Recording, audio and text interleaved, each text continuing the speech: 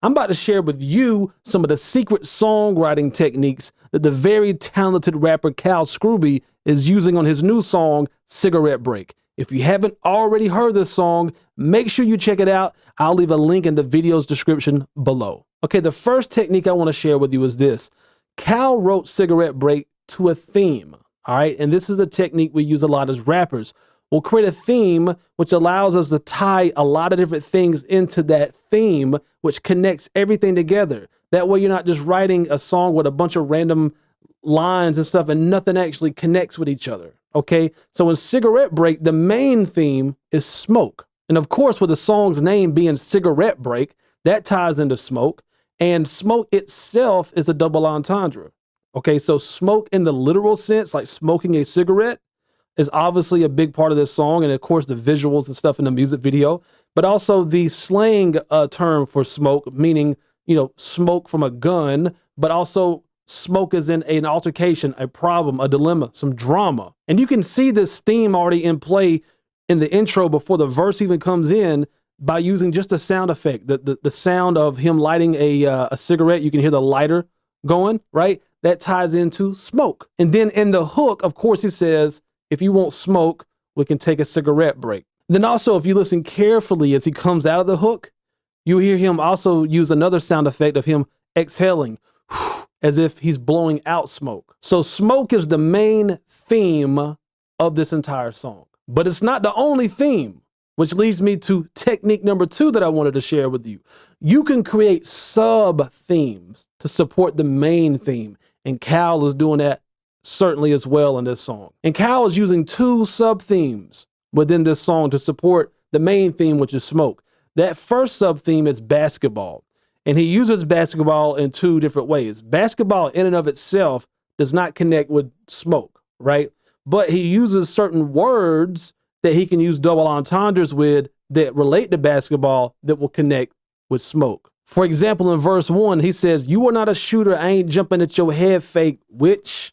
All right, so shooter is a double entendre and it has a double meaning, obviously. So he's saying you're not a shooter as in you are not toting guns and shooting at people, but he's saying you're also not like a basketball shooter, right? He's like, I'm not jumping at your head fake. Like you're trying to pump fake me. You're trying to bluff me, and I'm calling your bluff because I know you're not a shooter, right? You're not a threat to me.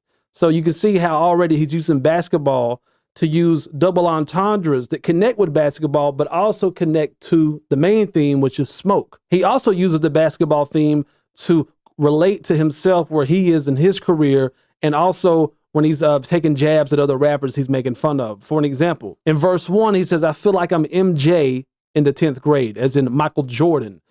Basically meaning that, hey, look, I know my greatness, but the whole world has not realized my greatness yet. Which that ties into the whole concept of his album, While You Were Sleeping. And also he uses basketball to make fun of other rappers and where they're at in their careers, or at least where they want you to think they are. For an example, in verse 1, he says, "How you got the goal playing JV? I'll go hit the road like it's game 3. So he's taking shots at other rappers right here saying, hey, look, you fronting, acting like you got the championship or something, but you're not even in the major leagues. He also uses basketball in a subtle way in this line on verse 2. "I gotta follow through, locked in, doing what I gotta do." So follow through is a terminology that you'll hear a lot of times in basketball. Also in verse 2, he says, "G, show him how to go and get the alley-oop." Now, as I point out these, you may also be already picking up on what the second theme is. The second theme is shooting. And the first time we see this theme beginning is during the hook where he says, "You don't carry nothing but some dead weight." He's not saying the word shooting, but he's insinuating you don't carry a weapon. You don't carry a gun. He's basically saying you are not a shooter, which that ties into the second time we hear this in the beginning of verse 1. He literally says, "You are not a shooter. I ain't jumping at your head fake." Okay. So in verse 2, he also says, "See, my brother AD got the sticks and the 6-4. You thought I was talking about Nintendo." When he says sticks there, that's a double entendre. Sticks is in video game controller, but sticks is also a slang term for a weapon, a gun. He also says in verse 2, "Shooter, leave a hand up like Jim Jones." And he also says, "G, show him how to go and get the alley-oop." So again, with the alley-oop, that's a type of shot in basketball. Now, the third technique that Cal is using is something known as repetition, and he does this brilliantly. And this occurs in verse 1 with the number 10. Check this out. He says, you would sign a deal for like 10K. And then he goes on to say, I feel like I'm MJ in the 10th grade. So that's both using the number 10, but in different ways, right? But check this out. This is not so noticeable, and I love it when rappers do stuff like this, where they write things in such a way to where they leave it to the listener to discover it, right? It's almost like finding treasure. He says on the final line right here, he says, book a show, hit 100 C notes, like who said the boy can't sing? So just do a little bit of math. A C note is a $100 bill, okay? He says, hit 100 C notes. So if you hit 100 C notes, then 100 times 100 is 10,000, all right? So that's another subtle way of how he used repetition, almost like a code, if you will, or a riddle. So when it comes to using the technique of repetition, there's a lot of different ways you can use repetition. You know, you can use it to where each time you say the same thing, it means something different, which is kind of what he's doing here. Each 10 has a different implication. And I love that C notes line because he's saying so much more than what he's actually saying, which leads me to the fourth main technique that Cal is using, and that is insinuation. Insinuation is such a powerful technique because it allows us as rappers to say a lot by saying a little. It also allows us to say things in not such an obvious way. It's not just straight on the surface, like you have to pull a little bit out of it, right? You can extract more meaning out of what's being said. For example, in this hook, we've already talked about this, you don't carry nothing but some dead weight. What's he saying there? What's he insinuating there?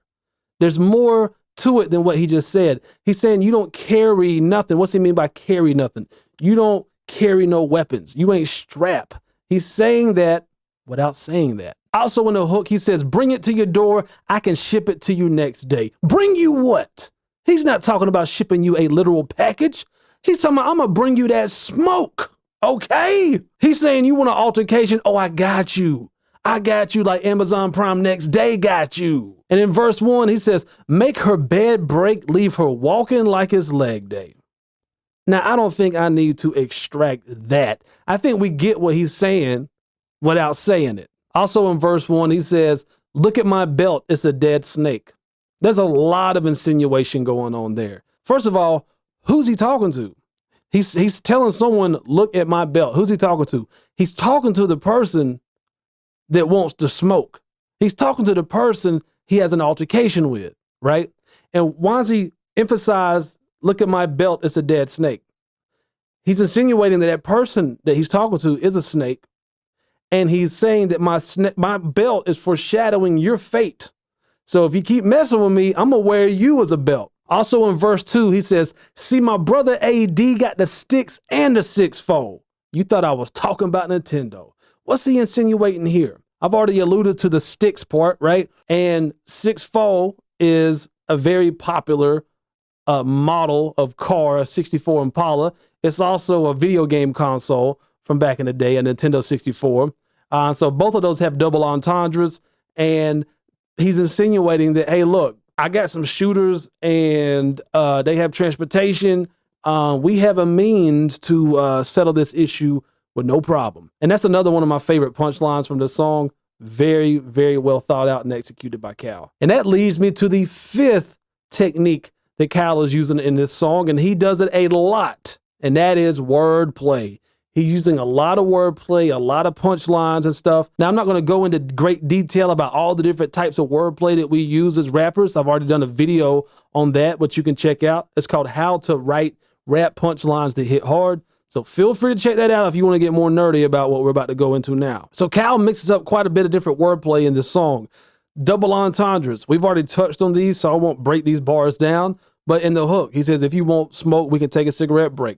Double entendres with smoke, obviously, right? The whole song is a double entendre because of that, with smoke. Verse 1, you are not a shooter, I ain't jumping at your head fake, witch. Verse 2, other rappers set the bar low, I don't limbo. The second type of wordplay that he uses a lot is similes. And similes are powerful because they allow what you're saying to be a lot more relatable to the listener. Okay, so instead of just saying something, you'll say, it's like this. I feel like that. You look like this, right? And it creates so much more of a visual in the mind of the listener. Let's check out a few of his similes. In the hook, he says, it's two sides to the whole ish like cassette tapes, right? Also, he says, I can see through you like an x-ray. Verse 1, make your bed break, leave her walking like it's leg day. He also says, laying low in the cut like a sensei. Also, I feel like I'm MJ in the 10th grade. Verse 2, he says, keep it cool like pies in the window. Also, numbed out like 10 toes off a benzo. Old boy ill like Kim Jong. Shoot it, leave a hand up like Jim Jones. Also, big bands like Bonnaroo. That's another good punchline. And Bonnaroo is like a really popular like music festival with a lot of live bands, so bands also was a double entendre. And moving on from similes, his punchlines. There's two main types of punchlines that we have. We have one-liners, and then we have punchlines that we'll set up for a little bit. And Cal does both. This song was filled with like one-liner punchlines. So just to name a few, you don't carry nothing but some dead weight. Verse 1, I don't save hoes. I don't got a red cape. A red cape, I'm not Superman, right? Again, he's insinuating I'm not a superhero. I'm not here to save you. And then verse 2, big bands like Bonnaroo, as we just alluded to there. Another one-liner is when he says, I can see through you like an x-ray. Again, this song is filled with one-liners all the way through. I've already covered most of them already, so I'm not going to just go through and list them all again.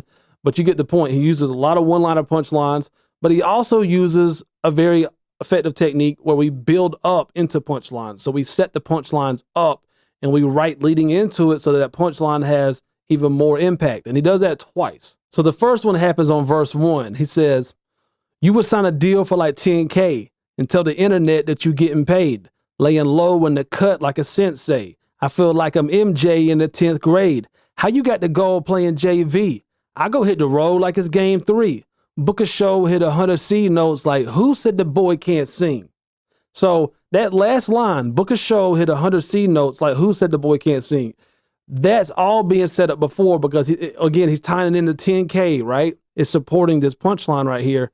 Him making fun of someone else fronting like, hey, look, you trying to act like you got all this money, but you ain't really accomplished anything, right?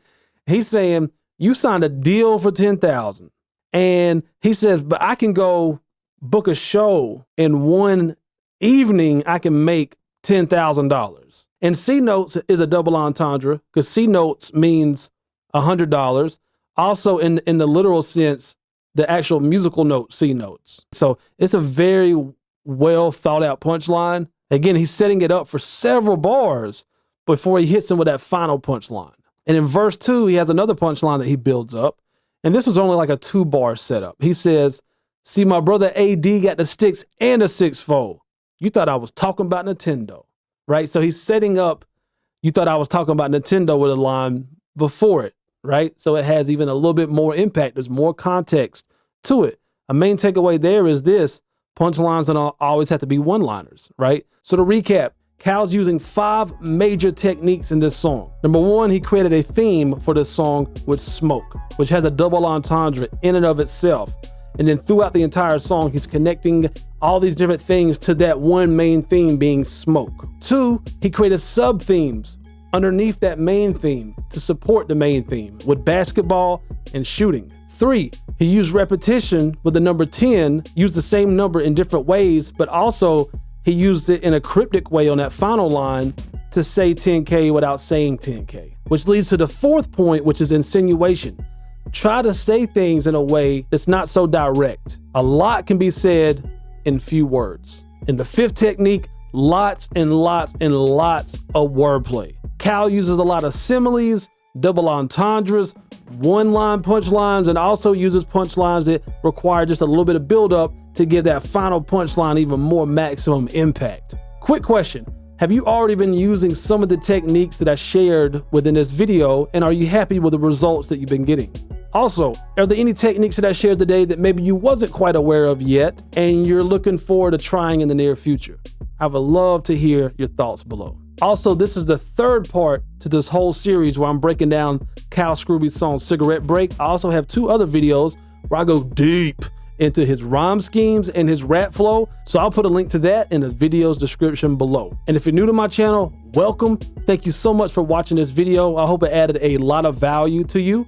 Before you leave, get yourself a copy of my ebook for free, The #1 Fundamental to Rapping.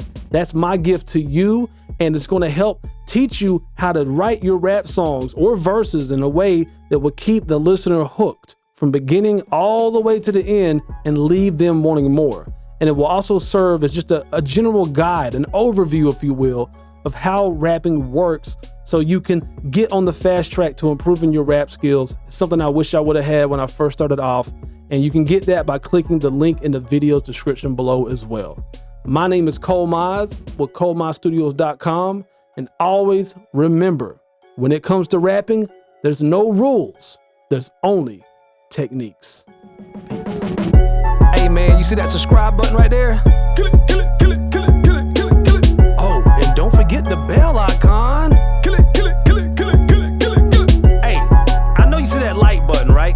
Kill it, kill it, kill it, kill it, kill it, kill it, kill it. And look at yourself in the mirror and tell yourself, today I'm gonna kill it, kill it.